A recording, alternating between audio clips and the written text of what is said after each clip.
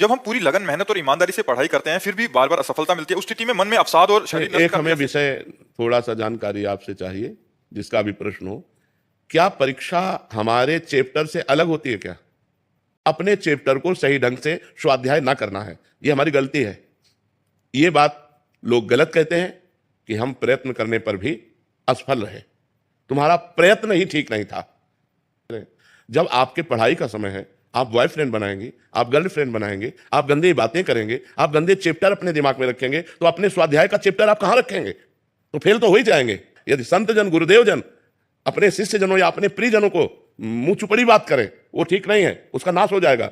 अगर वैद्य रोगी के अनुकूल बोलेगा तो नाश हो जाएगा, अगर मंत्री राजा के अनुकूल बोलेगा तो नाश हो जाएगा। मंत्री को चाहिए राजनीति के अनुकूल बोले, वैद्य को चाहिए उसके स्वास्थ्य के अनुकूल बोले, गुरु को चाहिए शिष्य का मंगल हो, ऐसा अनुकूल बोले। तो आप हमको ये विचार बता दीजिए कि अपने चैप्टर से अलग प्रश्न अगर दिया जाए तब तो हो कि हमारा प्रयत्न सफल हो गया।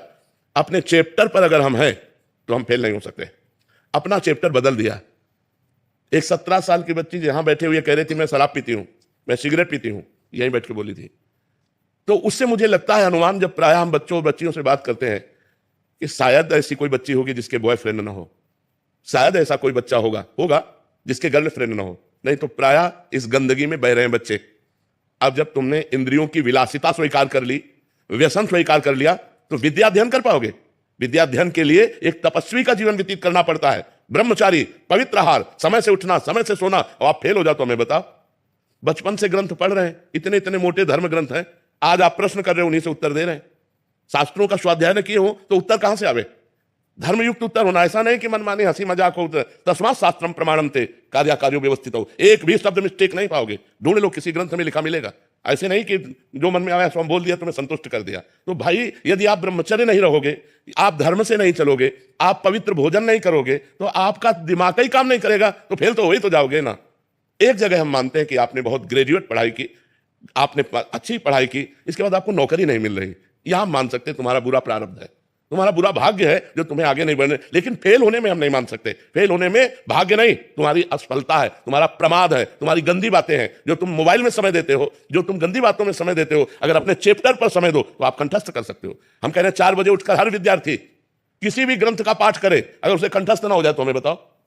कितने बड़े बड़े ग्रंथ है तुम्हारे, इतने मोटे मोटे हमारे धर्म ग्रंथ हैं, इतने मोटे मोटे ग्रंथ हैं।